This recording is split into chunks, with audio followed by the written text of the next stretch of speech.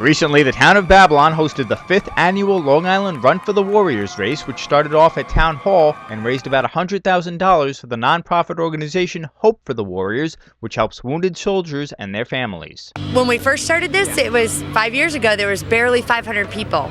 And again, we were new to the area, our mission was new, our message, and we'll have over 2,000 runners here today. We're hoping even more than that, but at this point right now we're estimating about 2,000. It not only is an opportunity to get out and run for runners that like to be amongst a group and have that competitive spirit, but it's also just such an emotional race. You know, you're running aside service members that have been wounded in combat or family members that have lost their loved ones. There's so much meaning behind the reason why they're out here today. Suffolk County in general is the second largest in terms of numbers returning veteran community or service member community for post 9/11.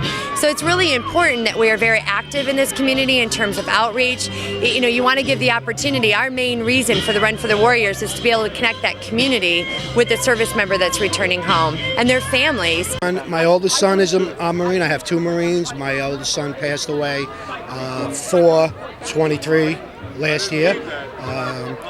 Last year was our first time participating in the event, and we've come to know and love the organization and the people who run it.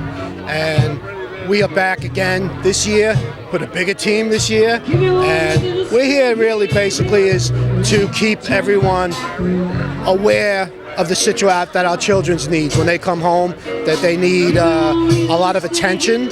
Not all wounds are visible, as we know all too well, and those who do come home wounded need the reminder that we're here for them to support them. And obviously those who don't come home, as my son, we're just here to keep his memory alive and to let everybody else know that our children are still serving. We're out there, they're still overseas, and we appreciate the support in any way that they're willing to support our children when they come home, whether they be wounded physically or emotionally. My team consists of all military families. All of us have children serving, and this is our awareness, basically. This event is so important because a lot of our children do come home, they're injured, whether they're dealing with issues of PTSD, traumatic brain injury, and the organizations like this support our children and help our children to show them that this country does care. I go on every day in memory of my son, and I do not surrender to it. It's devastating to lose a child, regardless of circumstances. It's paralyzing to every parent.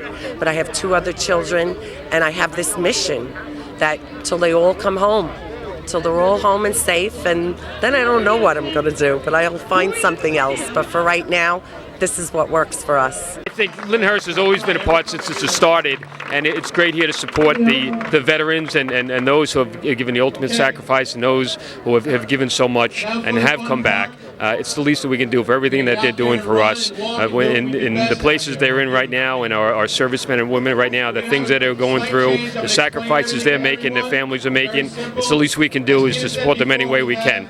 So it's our pleasure to be here.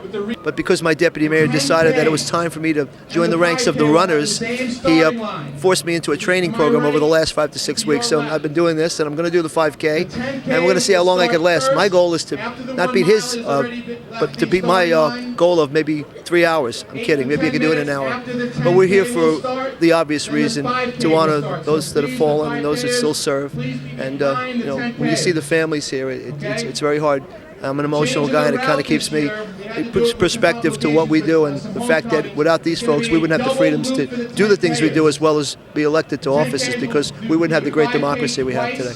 The town of Babylon is 200,000 plus people, and when you see folks that you from as far north as to Wheatley Heights, way down to Amityville Village, Babylon, Lyndhurst, Deer Park, folks I've even known for many years, all getting together on a day like today for a cause like this. It's pretty emotional. It's pretty impressive, but it also brings out a lot of emotion. And we caught up with the 2 Lindenhurst officials after the run to see how they did.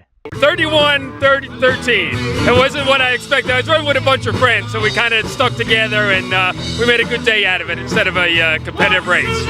So it was a good time for a good cause, so it was a great day. 43:09, I think. Originally I said to you 3 hours, but I was thankfully it wasn't even that close. But yeah, I did a half walk, half run, so I paced myself for a first time out. And again, like Kevin said, it's a great cause.